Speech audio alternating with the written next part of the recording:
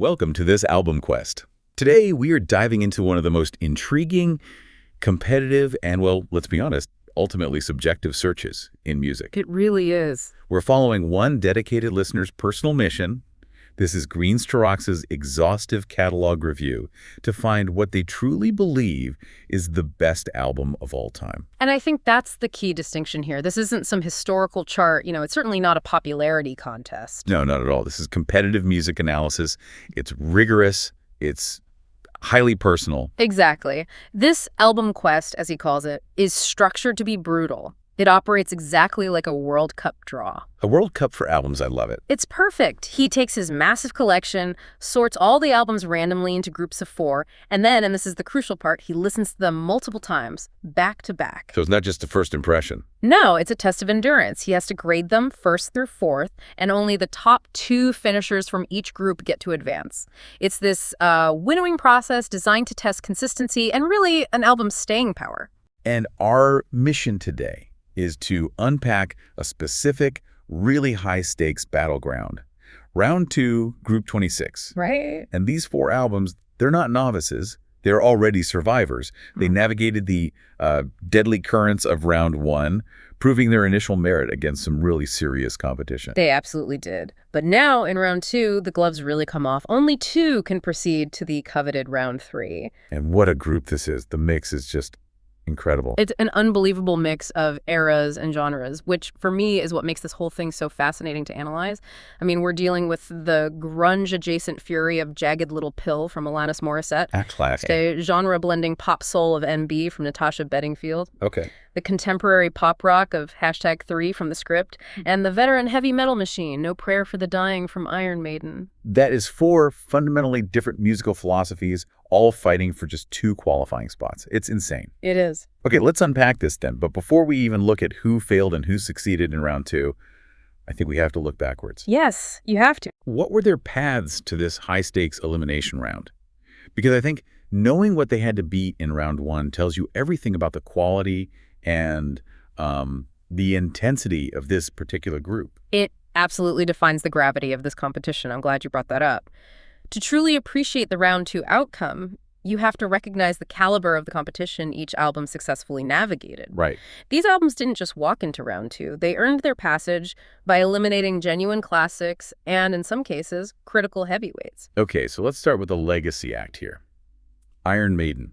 Their entry into Round 2, I'm guessing it wasn't a comfortable victory. That's a bit of an understatement, actually. Iron Maiden's No Prayer for the Dying competed in Round 1, Group 158, and they finished a hard-fought second place. Second, so they just squeaked by. Just enough to qualify. But look at the competition. It was stiff. They overcame Hefty Fine by the comedic punk outfit Bloodhound Gang. Okay, interesting. And more importantly, Wish by The Cure. Wow. Okay, eliminating an established, critically respected album like Wish from The Cure. That's a testament that No Prayer still carried enough weight, or at least enough listenability, to survive. It had to. To knock out The Cure is a big deal in any context. Well, wait a minute. You said Maiden finished second? I did. So who on earth managed to win a group that had both Iron Maiden and The Cure in it? That top spot must have been claimed by some untouchable masterwork. You'd think so, wouldn't you? Funnily enough, the winner of that specific group was Very Best Of by Andy Williams. Get out of here, Andy Williams. Andy Williams. And that is the genius and the sheer beautiful randomness of the album quest draw. Wow. A compilation of a legendary crooner, prized, I can only assume, for its consistent, timeless quality, managed to push these massive heavy metal titans into the second qualifying position. That single juxtaposition, Maiden and Andy Williams, it immediately tells you that genre means absolutely nothing here. Nothing. Only the quality of the specific recording matters to Green Starox. That is a perfect encapsulation of how unpredictable this quest is. Okay, shifting gears completely. Let's look at the Script and their album, #3. They had a much clearer run in Round 1, right? Oh, absolutely. They finished comfortably in first place in their group, Group 180. So they dominated. They absolutely dominated. #3 defeated 3 very different but equally established records. First, the Lost Boys soundtrack, which is a cult 80s classic. Love that soundtrack. Then, One Fierce Beer Coaster, which was the second Bloodhound Gang album to be eliminated by this group's Contenders. But the big one was 10 by Pearl Jam. Hold on, I need to pause there. Pearl Jam's 10. The album that's on virtually every best-of list. The one with Jeremy and Even Flow and Alive. The very same. And the script managed to beat that. How did Greenstrokes even begin to rationalize eliminating such a critical darling so early in the quest? The key, again, it all comes back to the methodology. Yeah. Repeated back-to-back comparisons. It's a listening session. Exactly. And Greenstrokes' analysis suggests that for that particular grouping at that particular time, #3 just offered a more immediate, more consistent, and maybe a less demanding listening experience. So 10 is maybe too heavy for that kind of listening. Well, think about it. 10 is revered, but it is also heavy. It's emotionally dense, and it requires a certain commitment from the listener. In the moment of competitive listening, back to back, #3 must have simply offered a better flow or a higher hit ratio. That's incredible. It just highlights how effective the script's material was on those initial deciding listens. It is. I mean, defeating Pearl Jam in round 1 is arguably a bigger feat than anything that will happen in round 2. The script definitely earned its spot based on that victory alone. No kidding. Okay, so that brings us to Natasha Bedingfield's NB. Another first-place finish in round 1, Group 148. You said this one causes audible gasps? It really does, Yeah. because this represents perhaps the most dramatic round 1 upset in the entire quest so far. Okay, why do you say that? Who exactly did she knock out? Well, she eliminated Folklore by Nelly Furtado, which is a solid album. She beat Left of the Middle by Natalie Imbruglia, another big 90s hit. And the album we have to focus on, Nevermind by Nirvana. Wait, hold on a second. We have to spend some real time on this. Nirvana's Nevermind. The album that fundamentally reshaped rock music in the early 90s. The album with Smells Like Teen Spirit. That cultural monolith was knocked out in round 1 by Natasha Bedingfield. Correct. How did that even happen? What was the logic there? This is where we truly understand the subjectivity of Greenstrokes' system. It's his quest, his rules. He had to listen to all 4 of those albums repeatedly and rank them purely on his personal enjoyment and consistency. And NB came out on top. The source implies that NB, with its tight production and its really varied genre focus, managed to avoid the repetitive or less engaging moments that might have become apparent on Nevermind during that repeated rotation. So on the 5th listen, maybe the angst of Nirvana gets a bit grating compared to the pop polish of Bedingfield. Potentially. It proves that reputation means absolutely nothing when it's pitted against an individual listener's preference for sustained, engaging content. Greenstrokes explicitly stated that in that specific 4-album grouping, NB offered a more satisfying listening experience. That is the ultimate aha moment for the quest right Yeah. there. It shows that commercial success, critical acclaim, historical significance, all irrelevant compared to the album's ability to perform in the crucible of competitive, deep listening. The listener is the final judge. Exactly. Which brings us to our final Contenders path. Alanis Morissette's Jagged Little Pill. And she also comfortably topped her round 1 group. That was Group 20. Okay, so another strong performance. And who was Alanis's giant killer moment? Well, Jagged Little Pill finished first, eliminating X by Def Leppard. Okay, a big rock album. Every Beat of My Heart by Stan Bush. The guy from the Transformers movie soundtrack. The very same. And significantly, Animals by Pink Floyd. Pink Floyd. So just to recap, we have now accounted for the elimination of Nirvana, Pearl Jam, The Cure, and Pink Floyd. All in the first round. By the 4 albums currently sitting in Group 26. Beating Animals, which is an incredibly complex, political, and challenging Pink Floyd album, that just shows the immediate, undeniable strength of Jagged Little Pill. It speaks volumes about the album's initial impact and its staying power.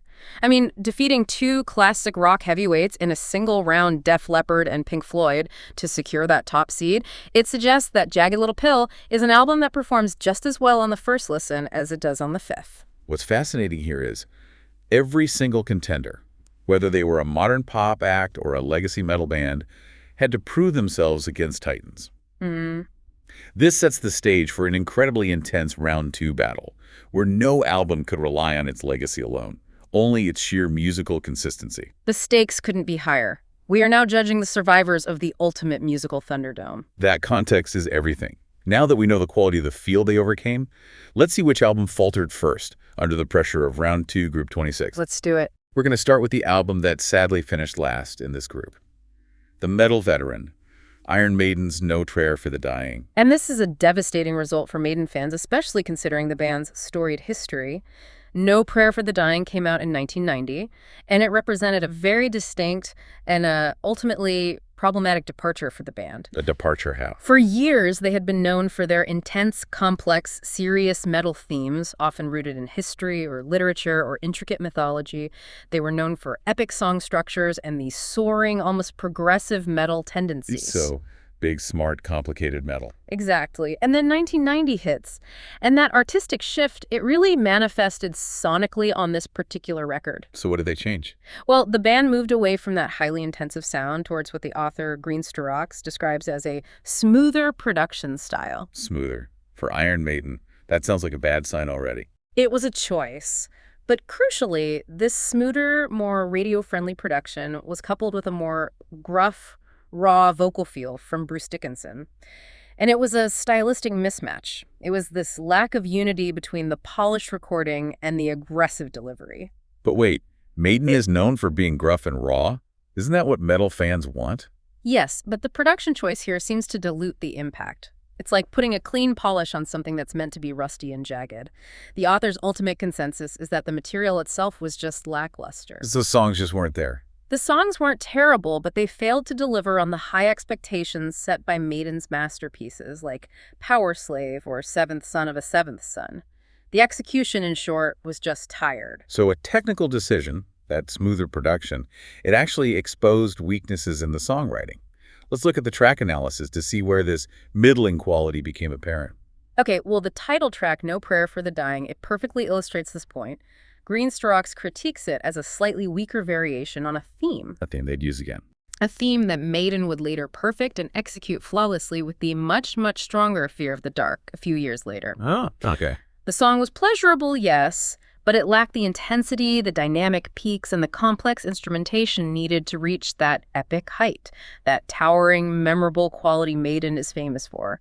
It really felt like a draft, not a finished epic. That is a harsh but really telling distinction. To survive this quest, you can't sound like a draft. You have to sound finished and essential. You do. Was there anything at all that Green Storox pointed to as a technical highlight on the album? He did. He identified Public Enema #1 as arguably the strongest, most cohesive track on the album. Public Enema #1. I know. Despite its rather self-consciously provocative, almost childish title, the material here, Green Storox implies, has a stronger structure and better execution than the rest of the record. But even that wasn't enough. No. Even this strongest material couldn't elevate the overall listening experience enough to climb past the third-place contender. Speaking of interesting titles, you mentioned the author noted some fascinating geopolitical connections when he was listening to this in a 2022 context. That's right, which is interesting because albums sometimes achieve a new resonance years after their release.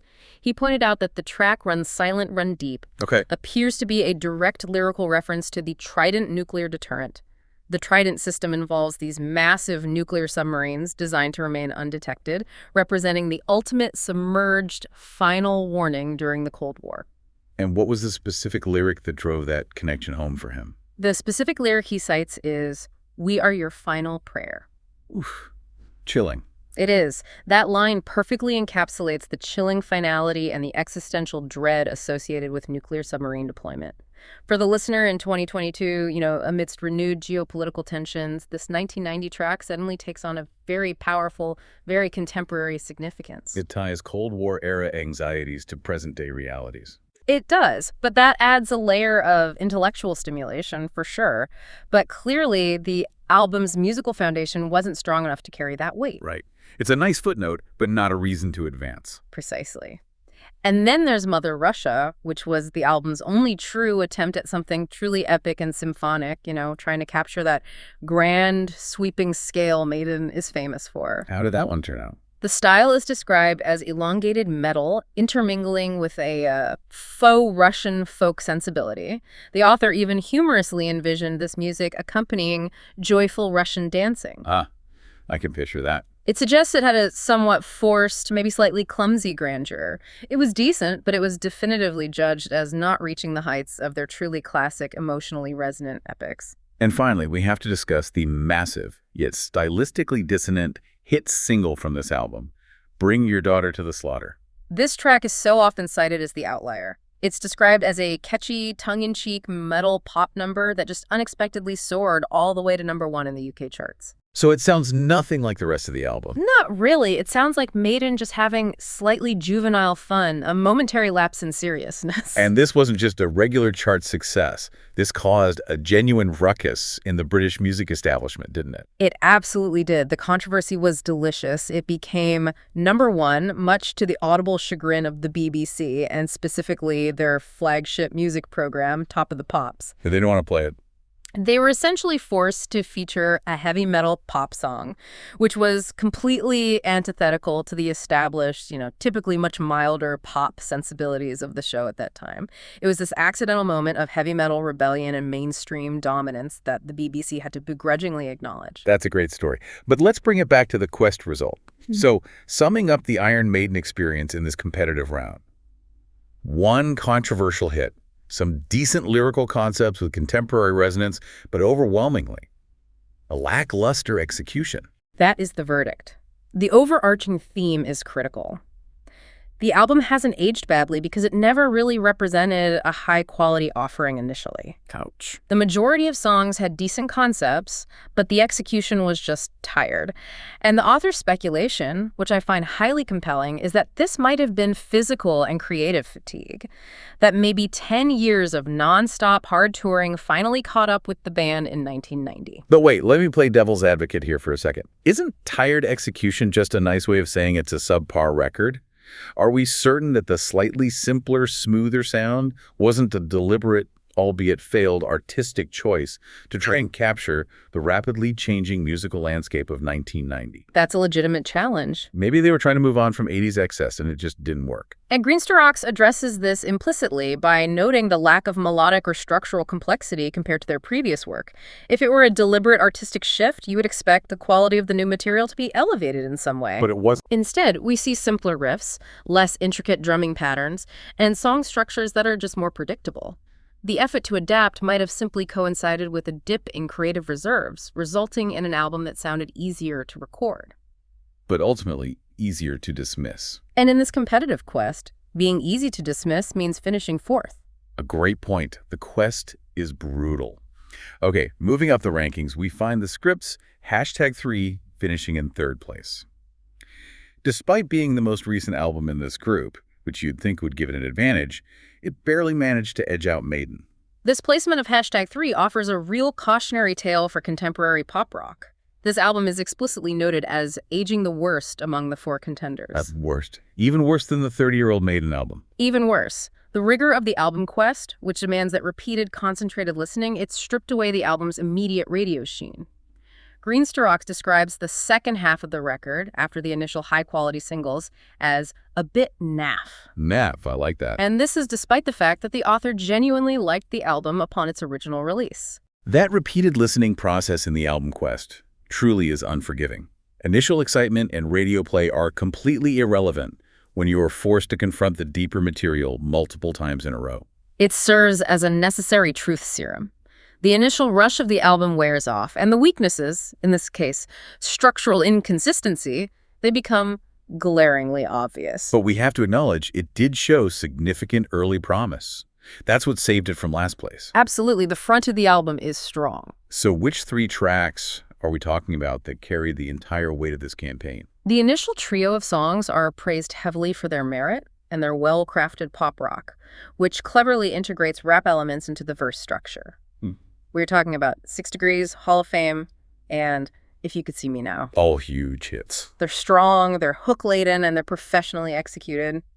He also mentioned 2 other decent efforts that sustained the quality for a bit, Broken Arrow and Kaleidoscope. So it's a curious but very common dynamic. An album that's heavily front-loaded with singles and strong material, designed to grab immediate radio and commercial attention. Right. But whose weaknesses in the second half are cruelly exposed by the very structure of this quest. The script focused on the sprint, but the quest is a marathon. Exactly. And this is often the downfall of commercially successful pop rock albums. They are designed for maximum impact, not necessarily maximum longevity or depth. The front-loaded strength was just enough to confirm the ranking. So the early quality of #3 allowed it to edge past the creatively fatigued No Prayer for the Dying, saving it from the humiliation of last place. But it fell decisively short of the consistent quality required for the top 2 qualifying positions. It really got torn up by the demands of the competition. Which brings us to the top 2, the albums that secured their place in round 3. These are the 2 records that displayed the kind of unique voice, depth, and lasting quality required to succeed in this brutal album quest. And starting with second place, the surprise qualifier, NB by Natasha Bedingfield. A huge surprise, considering she knocked out Nirvana to get here. A huge surprise. This album, with its rather uninspired title, managed to topple the seemingly solid #3, and the author notes that the album genuinely grew on him more than he expected during the quest process, which was a major factor in its victory. That's fascinating. An album that improves upon repeated listening is often a sign of true, hidden depth. It suggests it's not purely reliant on immediate hooks. That's a great way to put it. So what exactly is the magic ingredient that makes NB stand out in this highly competitive field? It's her absolute commitment to originality and identity. The author praises her specifically for daring to do her own thing. She refused to sound like a clone of the other pop idols of the mid-2000s. And her songwriting reflected that. Completely. It's noted as exceptionally eclectic, taking her in several directions stylistically, refusing to be easily pigeonholed by any single genre. So that genre blending was a major strength here. It provided the necessary variety for sustained engagement. What were some of those specific, unexpected genre elements that she blended so successfully? Well, you hear a remarkably fresh mix. There are distinct current hip-hop vibes layered over some tracks, then these surprising injections of sun-drenched reggae beats on others, all of it anchored by her powerful, classic pop soul melodies. That does sound dynamic. It is. It keeps the listener perpetually engaged, which is precisely the antidote to the tired execution we saw in Iron Maiden and the structural inconsistency of the script. But let's talk about her lyrical reputation.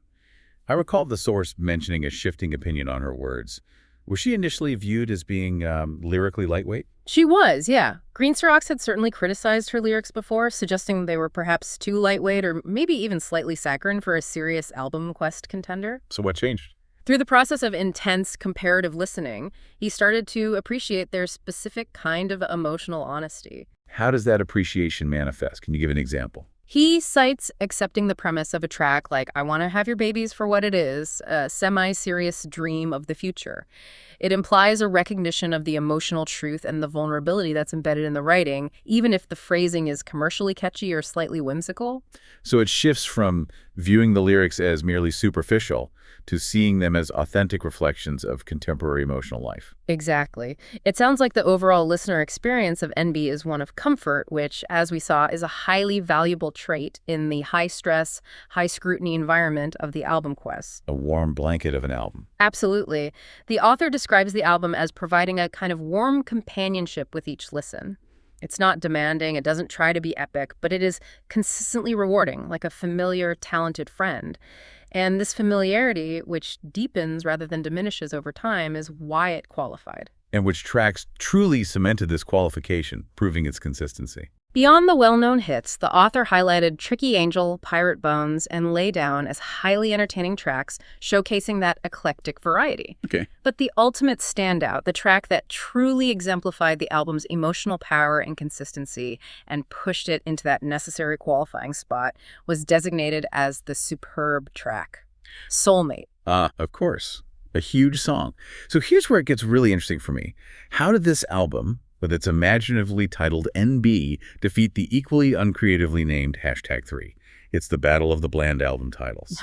The author draws that explicit link. Despite the uninspired packaging on both, NB won because of its superior underlying depth and originality. So substance over style. In every way. Where #3 failed due to its material aging poorly and the structural weakness of its second half, NB succeeded through consistent, unique songwriting, successful genre variety, and material that genuinely improves with familiarity.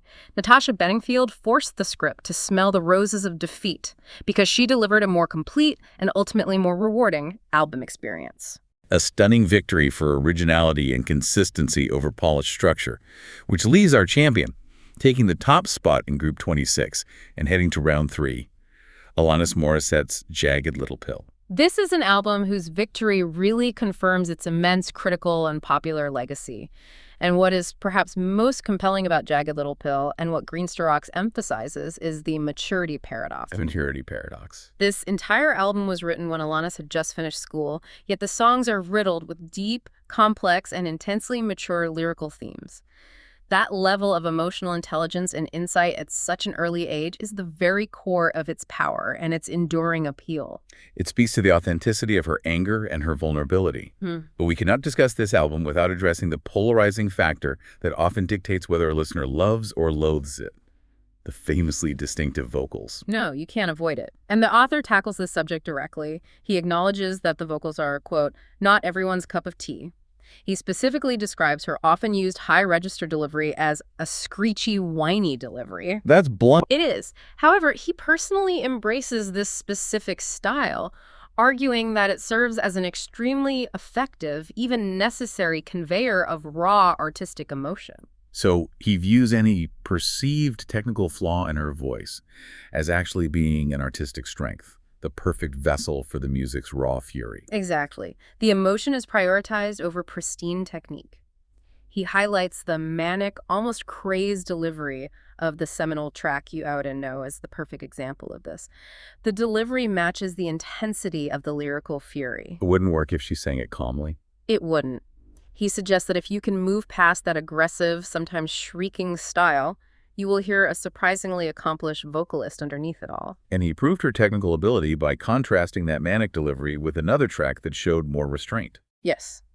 He cites the song Mary Jane, where she employs a completely different approach. He specifically calls it a superb vocal performance, which demonstrates that her stylistic choices throughout the album are deliberate. They're not just a result of a limited vocal range. Exactly. They're designed to match the specific emotional tone of each song.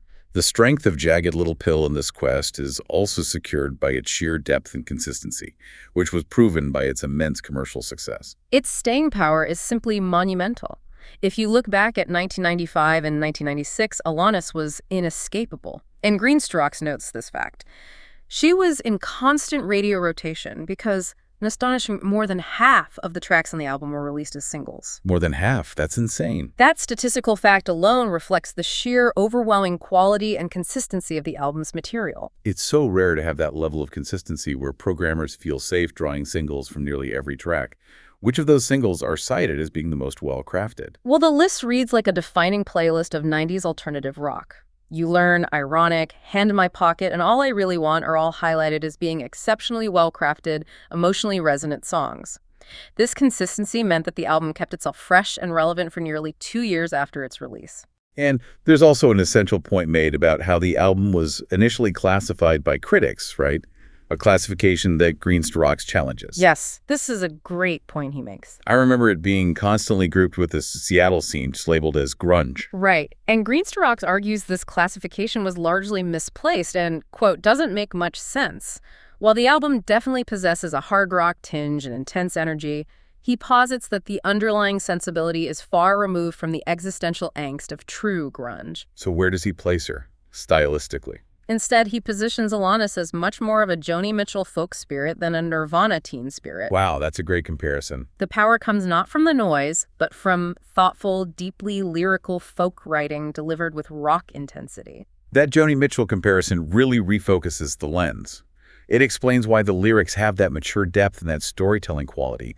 Even if the musical arrangement is aggressively loud, it's folk music delivered by a rock band. And that aggression is delivered by world-class but often overlooked musicianship.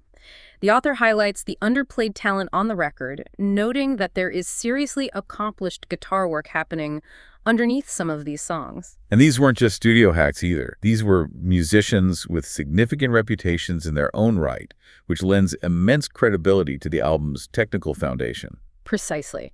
The source specifically mentions the contributions of high-profile session players like Dave Navarro on guitar, Jane's Addiction Chili Peppers, and Flea from the Red Hot Chili Peppers on bass. This proves that Jagged Little Pill was not just raw, untamed emotion, it was backed by highly capable, seasoned performers who provided the dynamic framework for Alanis' vocal delivery. So this remains a very impressive album, a powerful champion for this round of the album quest. winning decisively on the strength of its emotional delivery, its lyrical depth, and frankly, an unprecedented hit density. It's a completely well-deserved first place, securing its passage to round 3, where the competition will undoubtedly be even fiercer.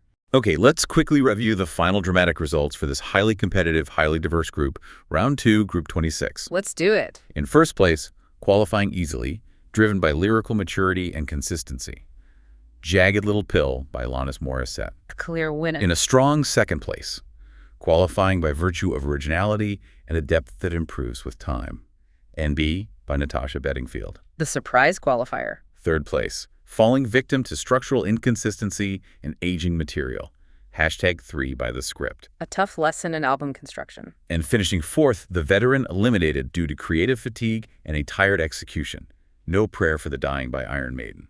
A sad end for a legendary band in this round. If we connect this to the bigger picture, this group perfectly encapsulated the core tension of the album quest. How so? We saw a clash between albums known for depth and maturity, like Alanis, albums that prioritize unique modern sounds and originality, like Natasha, and then albums suffering from creative fatigue, which sadly includes both the legacy act Maiden and eventually the more recent pop rock effort from The Script. So what does this all mean for you, the listener, and for the continued quest?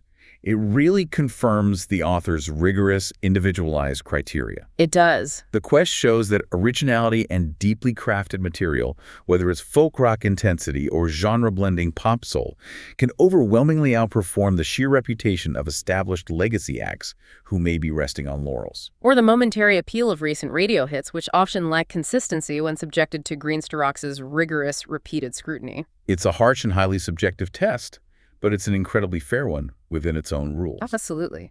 Reputation might get you into round 2, but only genuine, consistent musical quality can take you to round 3. Greenstarox criticized Iron Maiden for what he called a tired execution after a decade of hard touring, suggesting creative fatigue caught up with them in 1990. That raises an important question for you, the listener, as you look at your own favorite albums. Are there other records you loved immediately, perhaps right when they came out, but upon closer inspection for your own personal album quest, you realize they were simply the result of an artist pushing themselves past their creative peak? That's a great question. What album stands out to you as a victim of creative exhaustion? And maybe more importantly, what stands out to you in the shocking rankings of Group 26? A powerful thought to mull over. The quest continues, and only the music endures the scrutiny. Well said. Thank you for joining us for this intense round of the album quest. We'll be back soon with the next group, and I'm sure the next set of controversial rankings.